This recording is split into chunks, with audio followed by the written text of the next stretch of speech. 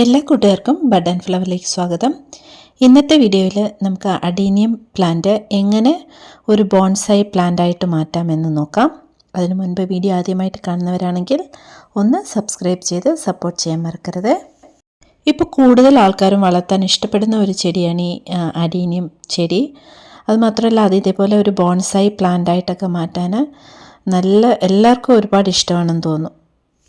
ഞാനും അഡീനിയത്തിൻ്റെ ഒരുപാട് കളക്ഷൻ ചെയ്യാറുണ്ട്. എവിടെ അഡീനിയം നല്ല വ്യത്യാസമുള്ള പൂ കണ്ടാലും ഞാനത് കളക്ട് ചെയ്യുന്നതാണ്.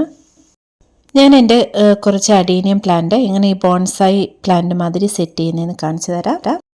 ഇതെല്ലാം എൻ്റെ 1 വർഷം പ്രായമായ അഡീനിയം പ്ലാന്റ്സ് ആണ്. ഇതെല്ലാം ഗ്രാഫ്റ്റഡ് അല്ല, ഇതെല്ലാം തൈകൾ മൂലം നമ്മൾ വളർത്തിയെടുത്തതാണിത്.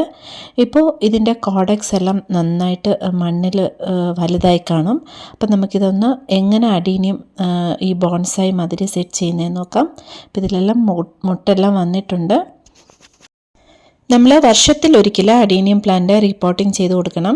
ഞാനിപ്പോൾ ഇതിൽ നിന്ന് ഇളക്കിയെടുക്കാൻ പോകുന്നത് ഒരല്പം വെള്ളം ഒഴിച്ചു കൊടുത്താൽ അത് പെട്ടെന്ന് ഇളകി വരുന്നതാണ്.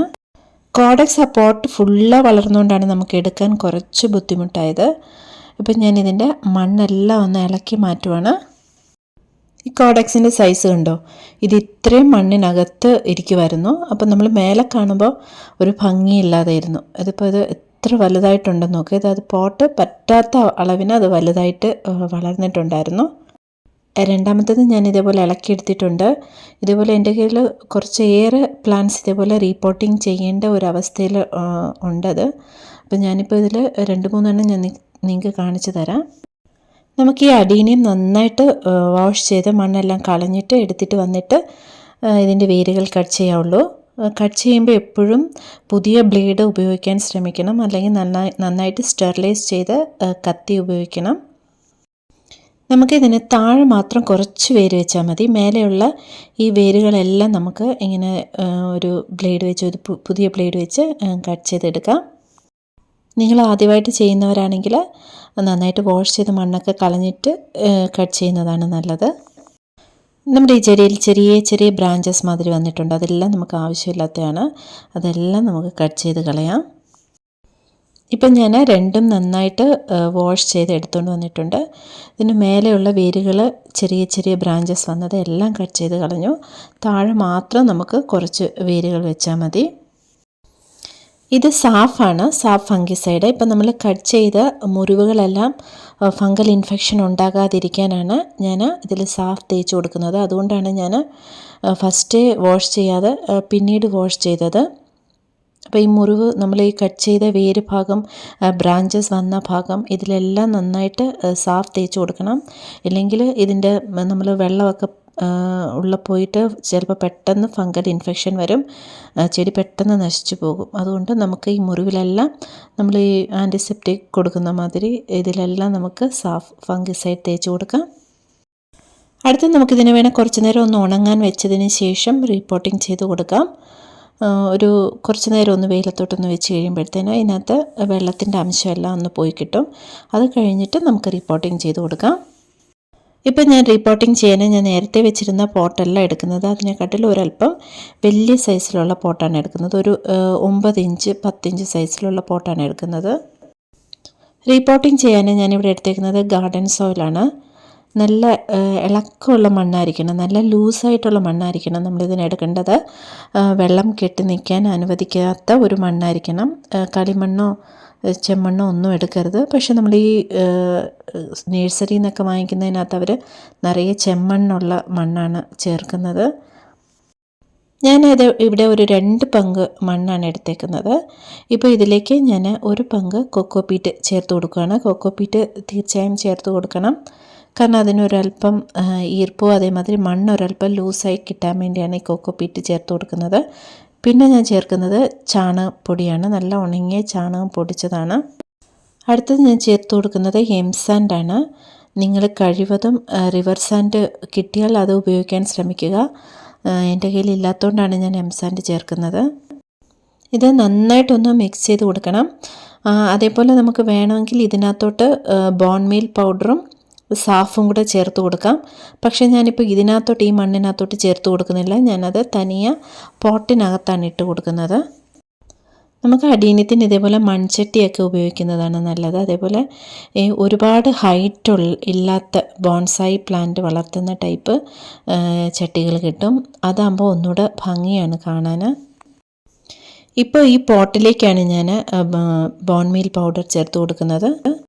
അതേപോലെ പോട്ടിലേക്ക് ഞാൻ 1 സ്പൂൺ സാഫൂഡ് ചേർക്കുന്നുണ്ട്. കാരണം നമ്മളുടെ അഡീനിയം പ്ലാന്റിന് ഫംഗൽ ഇൻഫെക്ഷൻ ഒന്നും ഉണ്ടാകാതിരിക്കാനാണ് നമ്മളിപ്പോൾ ഈ സാഫ് ഈ പോട്ടിംഗ് മിക്സിൽ ചേർത്ത് കൊടുത്തത്. നിങ്ങൾക്ക് വേണമെങ്കിൽ ആ മണ്ണ് മിക്സ് ചെയ്യുമ്പോൾ ഇതെല്ലാം കൂടെ ചേർത്ത് മിക്സ് ചെയ്യാവുന്നതാണ്.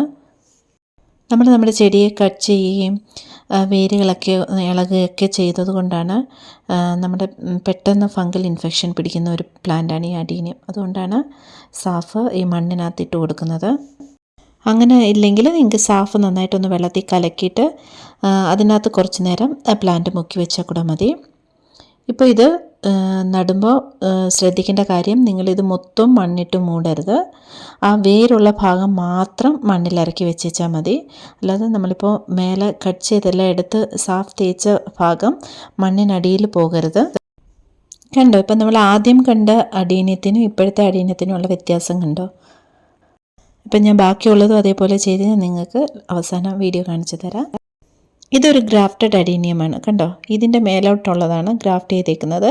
താഴോട്ടുള്ള ഭാഗത്ത് ഈ ചെറിയ ചെറിയ ബ്രാഞ്ചസ് വളർന്ന് നിൽപ്പുണ്ട്. കണ്ടോ, അപ്പോൾ ഇതെല്ലാം നമുക്ക് സക്കലൻ ഇതാണ്. അത് ചെടിയിൽ ഉള്ള നമ്മൾ കൊടുക്കുന്ന ആഹാരം എല്ലാം വലിച്ചെടുക്കും. അപ്പോൾ നമുക്കത് ആവശ്യമില്ലാത്തതാണ് ചെടിയിൽ. അത് നമ്മൾ കട്ട് ചെയ്ത് കളഞ്ഞില്ലെങ്കിൽ ഈ താഴെ വേറെ കളറിൽ ഈ ചെടി ഇത് മൊത്തം വളം മൊത്തം വലിച്ചെടുക്കും. അപ്പം നമ്മൾ മേലോട്ടുള്ള ഗ്രാഫ്റ്റ് ചെയ്തതിൻ്റെ ഭാഗത്തുള്ള പൂക്കളെല്ലാം സൈസ് കുറവായിട്ട് വരും. അപ്പോൾ അങ്ങനെയുള്ളതെല്ലാം നമ്മൾ കട്ട് ചെയ്ത് കളയണം. എപ്പോഴും റീപോട്ടിങ് ചെയ്യുമ്പോൾ അതെല്ലാം കട്ട് ചെയ്തിട്ട് വേണം നമ്മൾ നടാൻ. അപ്പോൾ ഇന്ന് ഞാൻ റീപോട്ടിങ് ചെയ്ത കുറച്ച് പ്ലാന്റ്സാണ് നിങ്ങൾക്ക് ഇപ്പോൾ കാണിച്ചു തരുന്നത്. ഇതൊക്കെയാണ് നമ്മൾ റീപോട്ടിങ് ചെയ്തത്. അതിൽ നമുക്ക് കുറച്ച് പേപ്പിൾസ് എല്ലാം ഇട്ട് കൊടുക്കുമ്പോൾ നല്ല ഭംഗിയാണ് കാണാൻ. റീപോട്ടിങ് ചെയ്ത് കഴിയുമ്പോൾ നമ്മൾ നന്നായിട്ട് വെള്ളം ഒഴിച്ചു കൊടുക്കണം. അതായത് ചട്ടി നിറയുന്ന അളവിന് വെള്ളം ഒഴിച്ചു കൊടുക്കണം. ഇപ്പോൾ ഇത് നിങ്ങൾ ശ്രദ്ധിച്ചാൽ അറിയാം, ഒഴിച്ചു കൊടുക്കുന്ന വെള്ളം മൊത്തം അത് താഴെ പെട്ടെന്ന് ഒഴുകിപ്പോയിട്ടുണ്ട്. അപ്പോൾ ഇതേപോലൊരു പോട്ടിംഗ് മിക്സ് വേണം നമ്മൾ അടീനിയത്തിന് സെലക്ട് ചെയ്യാൻ. അല്പം പോലും വെള്ളം നിൽക്കാൻ പാടില്ല. ഇത് നന്നായിട്ട് വളർന്നു കഴിയുമ്പോൾ ഞാൻ തിരിച്ചു ഇതിനെ 1 വർഷം കഴിയുമ്പോൾ റീപോട്ടിങ് ചെയ്യും. റീപോട്ടിങ് ചെയ്തു കഴിയുമ്പോൾ നമുക്ക് വേണമെങ്കിൽ പ്രൂണിങ് ചെയ്യാം. ഞാനിപ്പോൾ പ്രൂണിങ് ചെയ്യുന്നില്ല, കാരണം ഇതെല്ലാം മുട്ട് വന്ന് നിൽക്കുന്ന ഒരു പരുവമായിട്ട് ഞാൻ പ്രൂണിങ് ചെയ്യുന്നില്ല. ഇപ്പോൾ നമ്മൾ റീപോട്ടിങ് ചെയ്ത് കഴിയുമ്പോൾ നമുക്കിതിൻ്റെ ചുവട്ടിലെല്ലാം ഒരല്പം DAP ഇട്ട് കൊടുക്കാവുന്നതാണ്, ഡൈ അമോണിയം ഫോസ്ഫേറ്റ്. ഇത് ചെടി നല്ല ഹെൽത്തി ആയിട്ട് വളരാനും കൂടുതൽ പൂക്കളുണ്ടാകാനും നമുക്ക് ചെടിയിൽ ഇങ്ങനെ DAP ചേർത്ത് കൊടുക്കാവുന്നതാണ്.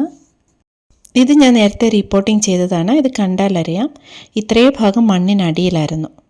അപ്പോൾ ഇതെല്ലാം ഇപ്പോൾ പൂക്കളിടാൻ തുടങ്ങിയിട്ടുണ്ട്.